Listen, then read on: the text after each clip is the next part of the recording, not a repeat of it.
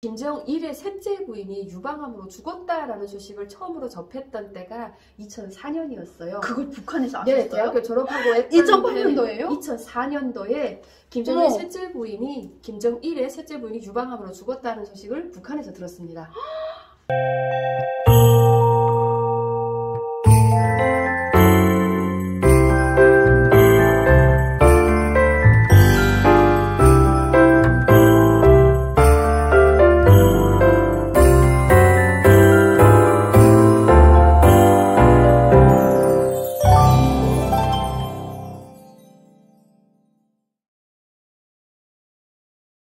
네, 여러분 안녕하세요. 미소피의 유미소입니다. 네, 제가 오늘은 심하윤 TV의 하인 언니를 모시게 됐습니다. 네, 여러분 안녕하세요. 네, 조금은 까칠한 여자 심하윤입니다. 라고 자기소개를 바꿨습니다. 네. 까칠한 여자? 네, 아니요. 전혀요. 네, 너무 뭔가 카리스마 있고 되게 도회적으로 보여요. 네, 이렇게. 네. 언니 혹시 탈북을 하신 연도라던가 고향에서 어떤 일을 하셨는지 소개 잠깐만 좀 더 해주실 수 있을까요? 저는 탈북을 2008년도에 했고요. 네. 북한에서 안내통역원이라는 직업으로 일을 하다가 대한민국에 왔습니다. 북한에서 안내통역원 하셨어요? 네, 가이드. 어머, 그러면 2008년도에 그 직업을 하셨으면 네. 북한에선 정말 엄청 엘리트 직업인데 네. 왜 탈북을 하셨어요? 배 떼고파서 왔습니다. 배 고파서 왔습니다. 라고 하면 또 안 믿겠죠. 네. 그래서 온 게 아니라 탈북을 해야 되겠다라고 결심을 했던 게 북한에 있을 때 김일성에게 부인이 여러 명 있고 김정일에게도 부인이 여러 명 있는데 그 김정일의 셋째 부인이 유방암으로 죽었다라는 소식을 처음으로 접했던 때가 2004년이었어요. 그걸 북한에서 아셨어요? 네, 대학교 졸업하고 2008년도예요? 2004년도에 김정일의 셋째 부인이 유방암으로 죽었다는 소식을 북한에서 들었습니다.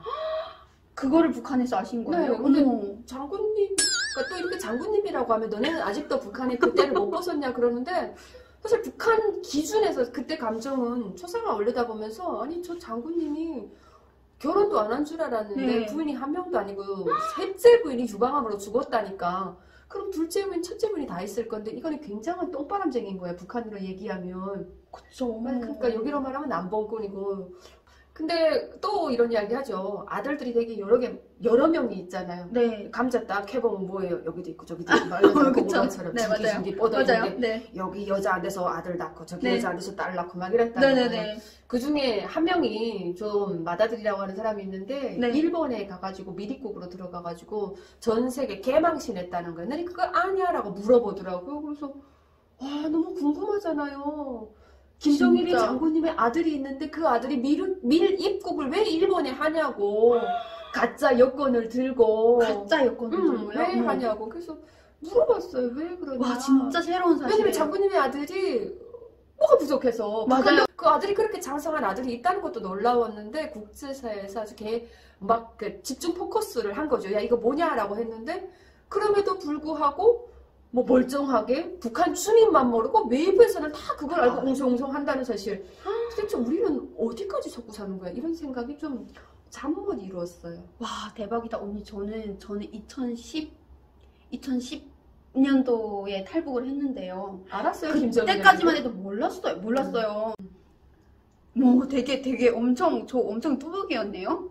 근데 일반적으로 북한 주민들에게는 이거를 공개하지도 않았고 그쵸. 말을 만약에 퍼나르면 이거는 네. 선선한 곳으로 갈 수 있는 그 원인 제공이거든요. 그래서 얘기를 다 섣불리 못하죠. 그래서 모를 수밖에 없었을 거예요. 또 놀랍다기보다는 야 이거는 도대체 어디서부터 어디까지 속이냐라고 생각했던 게 네.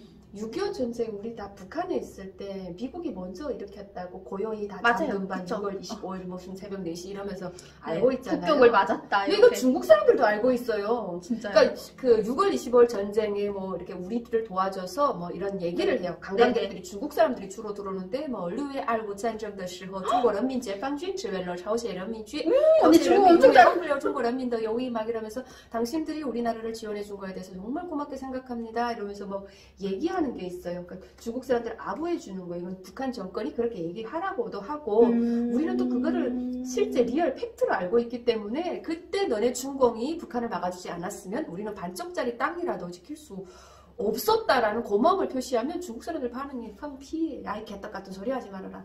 미국이 먼저 일으키긴 했나니 김일성이 먼저 전쟁 일으켰지 않냐 이런 거를 가이드들에게 이야기해줘요. 그런 기분이 전쟁을 누가 일으켰는 게 중요한 게 아니라 뭐 중요한 건 중요한 거죠. 근데 왜 거짓말하지? 그러니까요. 그 거짓말. 미국에 대해서 항상 얘기하는 게 우리가 가만히 있을 때 먼저 전쟁을 들이친 게 미국인데 네. 그래서 미국과는 남의 나라를 호시탐탐 노리는 나쁜 놈이기 때문에 네. 나쁜 놈이기 때문에 이 나라하고 우리는 한 하늘을 이고 살 수 없는 미국 양코백이라고 교육을 철천지 받잖아요. 원수다 이렇게 원수라고 자꾸 이야기하는 이유가 미국이 먼저 쳤기 때문에 그러는데 친 게 누구예요? 먼저 친 게. 이 사람들의 얘기를 들어보면 소련도 다 알고 미국 사람은 다 아는데 너네만 유독 모르고 너네만 그냥 미국 놈이 원수라고 하는데 사실은 말이야 너네 김일성이 그 새끼가 나쁜 새끼야 이렇게 얘기한다는 거지. 야, 나 언니 지금 저 머리 한 방망이 맞은 것 같아요. 저 되게 그때 저 진짜 철이 없이 남한 드라마도 보고 그냥 뭐 중국의 뭐 TV나 통로 이런 거 채널을 몰래 볼 줄만 알았지 정말 이런 새로운 사실 정말 지금 남한이 잘 산다거나 다른 나라가 잘 산다는 것만 가지고 네. 잘 사는 나라에 가서 나도 행복하게 살아야지 이렇게는 생각이 안 됩니다. 솔직히 일단은 마음속에 배신감이 딱 들고 다른 나라가 잘 사는 게 보여요. 그러면 이렇게 살지 못하는 이유가 근본적인 원인이 우리가 경제 개혁 개방을 못하는 이유가 바로 북한 정권이 거짓말을 워낙 많이 했기 때문에 북한 주민들에게 오픈을 할 수 없는 거야. 카드를. 할아버지 아버지가 너무 거짓말을 많이 했기 때문에 6.25도 김일성이 다 뭐 막아서 미국을 물리쳤다지 8월 15일 해방도 원자폭탄이 일본에 떨어져가지고 뭐 이게 국제적인 문제로 해결이 된 게 아니라 김일성이 또 일제로도 싹 다 내쫓고 나라를 해방시켜줬다고 하기 때문에 김일성이 우월하고 위대하다고 우리가 교육받았는데 그게 하늘의 태양이라고 거짓말이라고 북한 주민들에게 알려지는 순간 그 존경심은 와르르 그쵸. 그 순간에 무너지는 거죠. 북한이 그걸 제일 두려워하는 겁니다. 그래서 언니 정말 결정적으로 그러면 탈북을 딱 해야겠다라는 그 순간은 있었어요? 뭐 이런 사건이 착착착착 차곡차곡 쌓여지니까 뛰어야 되겠다고 생각했죠. 그 뛰어야 되겠다는 생각이 차곡차곡 밟혀졌는데 어느 날 그냥 땅 뛰어야 되겠다 이게 아니라 뛰어야 되겠다고 준비를 하면서 자꾸 길을 알아보는 어느 순간 그게 타이밍이 또 그렇게 됐어요. 오늘 저녁 당장 강을 넘지 않으면 국경경비대 소대장이 이번 주 내로 제대가 된다. 그러니까 라진 같은 경우에는 두만강이 바로 앞에 있는 게 아니고 자동차를 타고 2시간 가야 됩니다. 그쵸. 라진 선봉이라고 해서 딱 두만강이 옆에 있다고 생각하시는데 절대 무산이나 해산처럼 붙어있는 쪽이 아니지 않습니까? 그죠? 라진은 청진 쪽으로 들어와 있어요. 이렇게 생겼지만 밑으로 내려와 있어요. 국경연선이 아닙니다. 정확히 말해서. 그러다 보니까 보기 사람들은 뭐 소식도 많이 잘 알지도 못하고 우리가 탈북을 하기 위해서는 또 라진 같은 경우는 두만강 지역은 아주 바다가 근접해 있는 하류이기 때문에 거긴 탈북의 루트가 아니에요. 탈북을 할 수 있는 정해진 지역이 몇 개 있지 않습니까? 그래서 저도 브로커를 알아보고 어느 지역으로 들어가게 되는 거죠. 근데 거기 가서 길 알아보고 1월 달에 다시 오겠습니다. 이러려고 했더니 오늘 저녁 중으로 당장 넘으라고 소대장이 제대가 된다고 해서 그 카바를 서주는 소대장이 제대가 되니까 그러니까 울며 겨자 먹기로 그날 저녁에 좀 등 떠밀듯이 이렇게 건넜던 케이스죠. 그래요? 그래서 결정적으로 탈북하게 됐죠. 그래서 또 이렇게 한국까지 저 같은 경우에는 나는 정말 하고 싶은 게 너무 많았던 케이스예요. 그래서 그 드라마를 보면서 나는 왜 이거를 못할까? 우리나라는 왜 도대체 여성으로서의 어떤 그런 꿈일 가치 그런 거를 왜 존중을 안 해줄까라는 이제 그런 생각을 많이 하면서 저는 조금 탈북을 한 케이스거든요. 그런데 언니는 저와 정말 다르게 여러분 또 저희 이런 케이스는 정말 저와 다르게 정말 처음이네요. 저 진짜 정말 놀라웠어요. 네, 오늘도 이렇게 하인 언니랑 언니의 탈북 스토리 에 대해서 조금 얘기를 나눠봤습니다. 영혼을 가득 담아서 여러분들 미서픽 채널이 새롭게 유튜브를 개설을 해서 지금 영상 몇 개가 올라갔다고 합니다. 여러분들 많이 한번 클릭해서 재밌는지 재미없는지 한번 꼭 봐주십시오. 네, 채널 구독 부탁드립니다.